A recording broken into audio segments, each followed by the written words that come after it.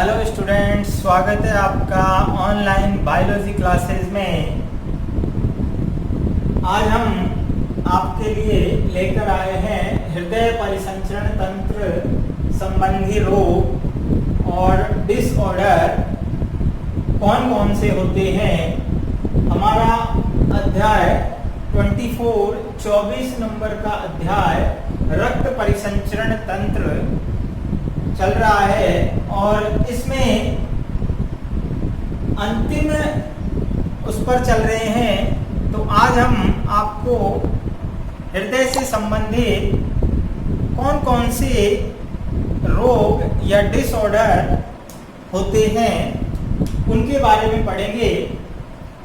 तो हमने यहाँ पर एक लिस्ट लगभग सभी प्रकार के डिसऑर्डर जो हृदय से संबंधित हो सकते हैं,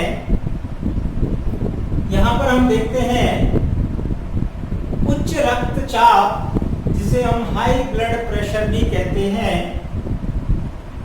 नेक्स्ट एथेरोस्क्लेरोसिस।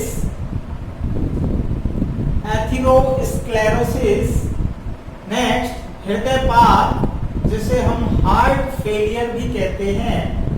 नेक्स्ट हृदय आघात जिसे हम हार्ट अटैक भी कहते हैं। दोनों अलग अलग हैं, हृदय फेलियर, हार्ट फेलियर और हार्ट अटैक। इसी को हम मायोकार्डियल इन्फ्रक्शन भी कहते हैं। नेक्स्ट है हृदय शूल एंजाइना, इसे हम एंजाइना पेक्टोरिस भी कहते हैं। नेक्स्ट रूमेटिक हृदय रोग। Next coronary thrombosis. नेक्स्ट हृदय अवरोध जिसे हार्ट ब्लॉक भी कहते हैं। नेक्स्ट पेरिकार्डियटिस। नेक्स्ट एनीमिया जिसे रक्त अल्पता भी कहते हैं। और नेक्स्ट है नीलेयी तंतुकता। तो शुरुआत करते हैं, एक एक को हम लेंगे विस्तार से।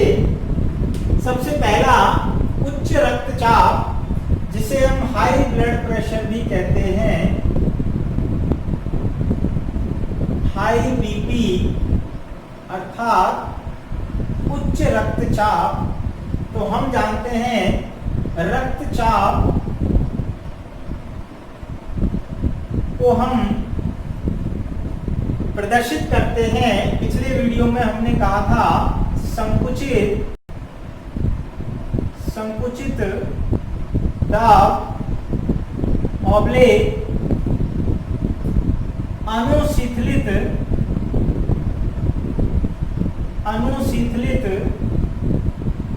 या अनुशीतलन दाब। और ये जो लिमिट होती है 120 सिस्टोलिक दाब जिसे हम संकुचित हृदय दाब कहते हैं। अनुशीतलन दाब जिसे हम डायस्टोलिक दाब कहते हैं, इसकी लिमिट होती है 80 mmHg, जबकि सिस्टोलिक दाब 120 अर्थात 120 mmHg, यहाँ भी mmHg, इसको हम कहते हैं मिलीमीटर पारा। तो मिलीमीटर पारा इसकी यूनिट होती है। तो यहाँ हमने कहा कि जब रक्तचाप 120 से लगातार ज्यादा रहता है, यदि किसी व्यक्ति का रक्तचाप 140 या इससे अधिक 150 mmHg अगर रहता है, इसी प्रकार 80 से लेकर 90 mmHg अगर डायस्टोलिक दाब है तो ये इसे ये उच्च रक्तचाप कहलाता है। तो इसे हम कहेंगे हाई ब्लड प्रेशर। तो हाई ब्लड प्रेशर का कारण क्या है? बहुत ज़्यादा मोटापा होना या धमनियों में कोलेस्ट्रॉल का जमा होना, जिसके कारण रक्त दाब बहुत ज़्यादा हो जाता है। और इसी कारण ऐसे पेशेंट को जो उच्च रक्तदाब से पीड़ित रहते हैं, उन्हें डॉक्टर या हार्ट का जो स्पेशलिस्ट होता है, जिसे कार्डियोलॉजिस्ट कहते हैं, वो सजेस्ट करते हैं कि आपको कम वसा युक्त भोजन या जो तला हुआ खाद्य पदार्थ है उन्हें कम सेवन करना चाहिए, नियमित एक्सरसाइज करनी चाहिए। तो ये हाई ब्लड प्रेशर एक प्रकार का विकार है, हृदय परिसंचरण तंत्र से संबंधित। तो ये बात समझ में आ गई होगी। बहुत बार क्वेश्चन पूछा जाता है कि आखिर रक्तदाब होता क्या है और हाई रक्तदाब किसे कहते हैं। अगर कोई व्यक्ति का रक्तदाब जो नॉर्मल यूनिट है उससे बहुत ज़्यादा कम रहता है, लगातार कम रहता है, तो ऐसे व्यक्ति को हम निम्न रक्तदाब वाला रोगी कहते हैं। तो दोनों ही कंडीशन हो सकती है। जब व्यक्ति को साथ में यहाँ ये भी कहा जाता है कि नमक और मसालेदार भोजन से बचना चाहिए, क्योंकि ज़्यादा अगर हम साल्ट लेंगे तो आपको पता है नमक में NaCl होता है, और लगातार NaCl अगर ब्लड में ज़्यादा मात्रा में होगा, हमने पढ़ा प्लाज्मा के अंदर जो NaCl होता है उसके कारण रक्त जो है नमकीन स्वाद वाला भी होता है। तो इसकी मात्रा अगर निश्चित अनुपात से ज़्यादा होगी तो हमें पता है परासरण दाब का मान भी बढ़ता है। तो निश्चित रूप से जो धमनियों की जो दीवार है उस पर भी प्रेशर ज़्यादा बढ़ेगा। तो इसी से हाई ब्लड प्रेशर क्रिएट होता है और इससे हमें बचना है। तो हमें तले हुए खाद्य पदार्थ और अधिक नमक या साल्ट से बचना चाहिए। नेक्स्ट हम लेते हैं एथेरोस्क्लेरोसिस। एथेरोस्क्लेरोसिस, इसे हम स्टूडेंट्स हम कहते हैं धमनी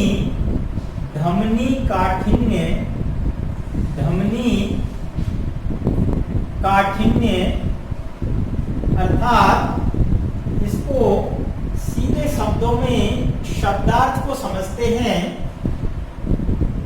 स्क्लेरोसिस हमने पढ़ा था, ऊतकों के अंदर 3 प्रकार के ऊतक होते हैं, मृदूतक, स्थूल ऊतक और दृढ़ ऊतक।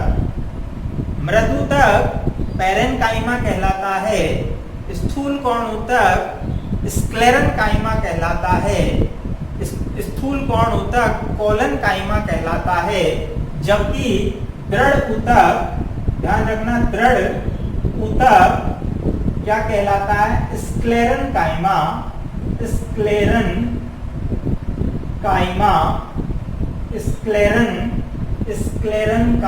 कहलाता है।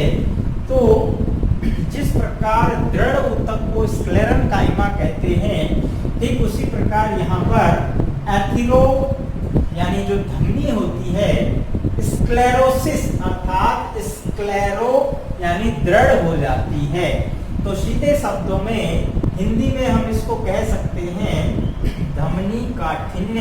कि धमनी की जो दीवार है, अभी हमने कहा था ये धमनी की दीवार है, और ये धमनी की जो दीवार है उसकी जो मोटाई है, इसमें लगातार कैल्शियम के कण और वसा या कोलेस्ट्रॉल जो कि एक प्रकार की चर्बी होती है, वसा का ही प्रकार है, ये जमने लगती है। और लगातार ये जमने से क्या होगा ये दृढ़ हो जाती है। कैसी हो जाती है? दृढ़ हो जाती है। और जब ये दृढ़ हो जाती है तो इसकी जो फ्लेक्सिबिलिटी है, यानी प्रसारण की और संकुचित और रिलैक्स होने की जो क्षमता है, जिसे हम एक प्रकार से इलास्टिसिटी कहते हैं, वो कम हो जाती है। और जब ये इलास्टिसिटी कम हो जाती है तो इसे हम कहते हैं धमनी काठिन्य, अर्थात धमनियों की दीवार का, धमनियों की भित्ति का कठोर होना, दृढ़ होना धमनी काठिन्य या एथेरोस्क्लेरोसिस कहलाता है। तो समझ में आ गया स्टूडेंट? एथेरोस्क्लेरोसिस का अर्थ क्या हुआ? धमनी काठिन्य अर्थात धमनी की जो दीवार है वो कठोर हो जाती है, दृढ़ हो जाती है। किसके कारण हो रही है? उसकी दीवार में कैल्शियम, वसा और कोलेस्ट्रॉल की जो है जमाव के कारण वो दृढ़ हो जाती है। नेक्स्ट लेते हैं हृदयपात, जिसे हम हार्ट फेलियर भी कहते हैं। हृदयपात अर्थात हार्ट फेलियर क्या होता है?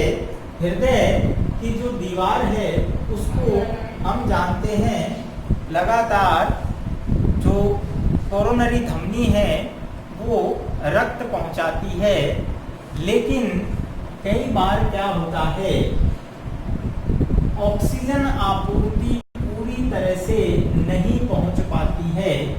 तो हृदय की जो पेशियां हैं वो काम नहीं करती है, ठीक प्रकार से काम नहीं करती है। तो उससे कारण क्या होगा कि हृदय परिसंचरण अचानक से रुक जाता है। इसे ही हम हृदयपात कहते हैं, अर्थात हृदय पेशियों को ऑक्सीजन की आपूर्ति अचानक कम होने से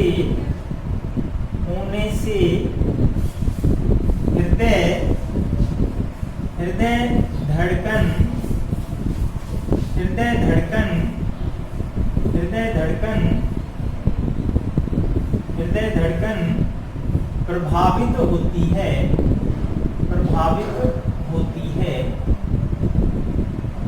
तो यहाँ ध्यान रखने की बात है कि दो चीजें हैं। अभी हम लेंगे हृदय आघात।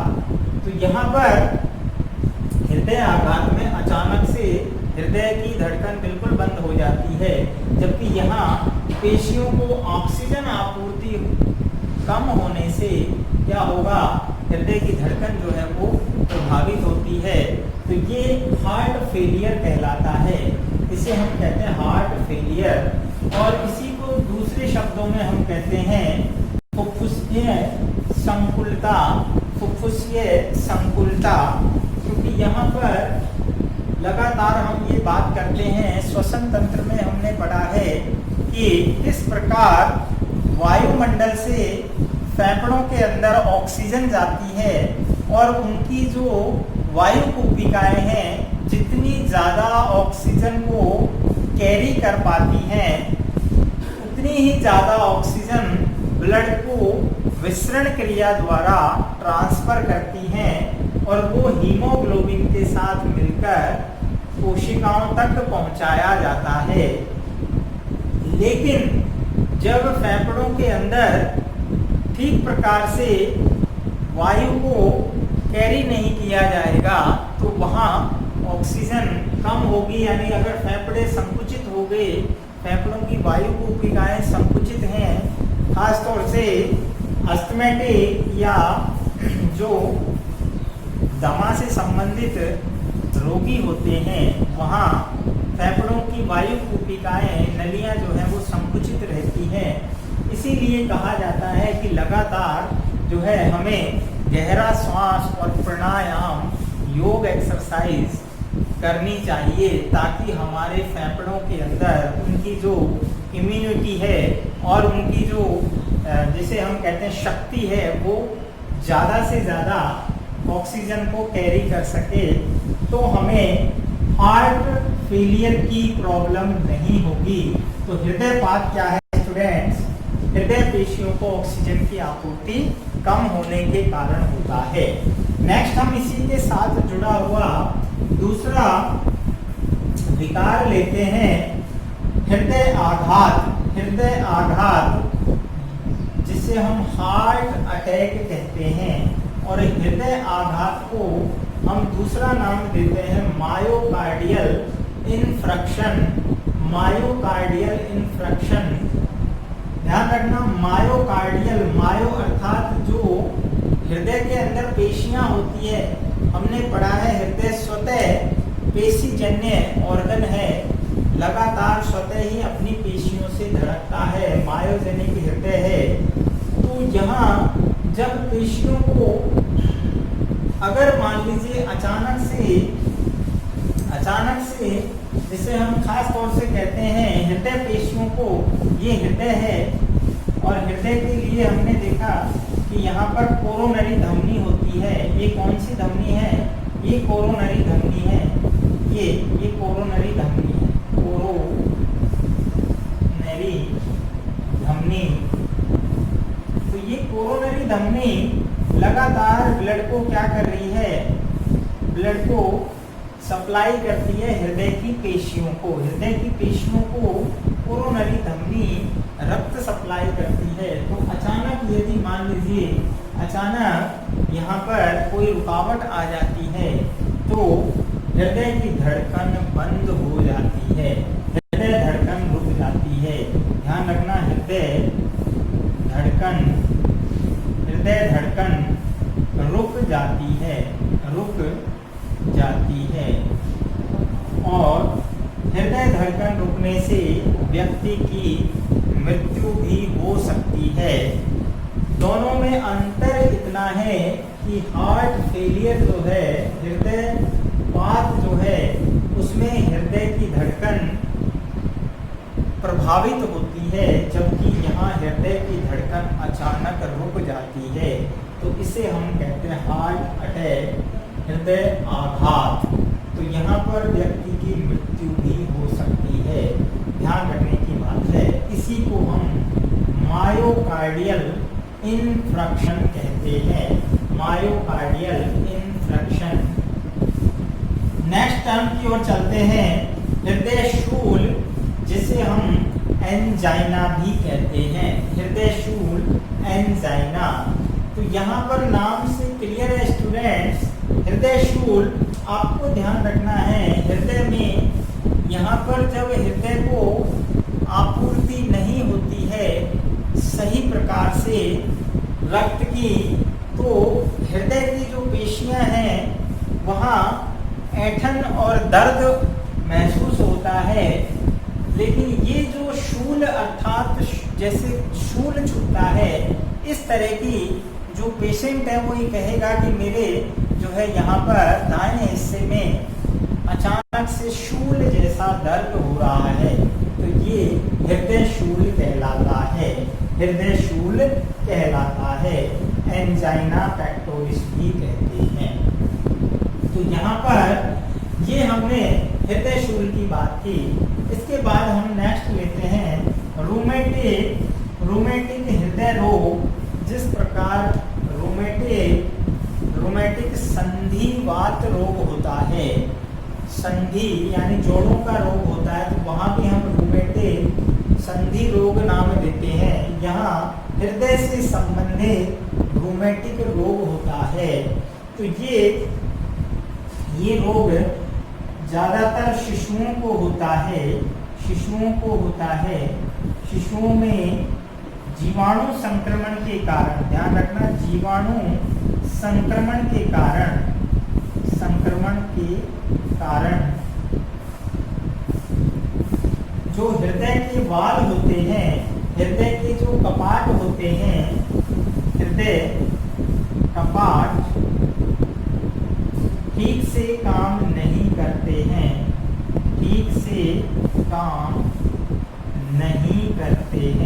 नहीं करते करते हैं। और इसमें जो हृदय की कपाटों की जो ध्वनियां हैं, हमने कहा जो ध्वनियां आती हैं लब और डप की ध्वनि, उसकी जगह मुरमुर मुरमुर की ध्वनि ध्वनि आती है। और इस ध्वनि को हम किसके द्वारा सुनते हैं, ये आपको बताया था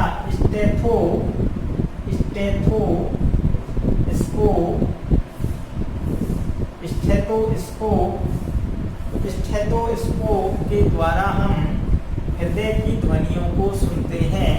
स्टेथोस्कोप वही एपरेटस होता है जो डॉक्टर अपने कान में लगा के रखता है और उसके द्वारा रोगी के हृदय की ध्वनियों को सुना जाता है।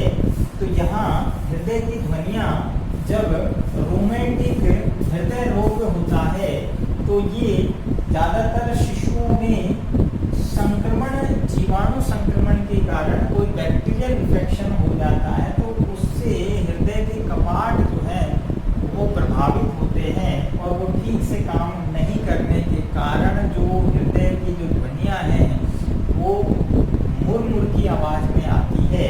इसे हम कहते हैं रोमैटिक हृदय रोग। तो इसके बाद ये आप इसको अपने स्क्रीनशॉट लीजिए, इसका यहाँ तक तो करिए। इसके बाद नेक्स्ट हम लेते हैं टर्म्स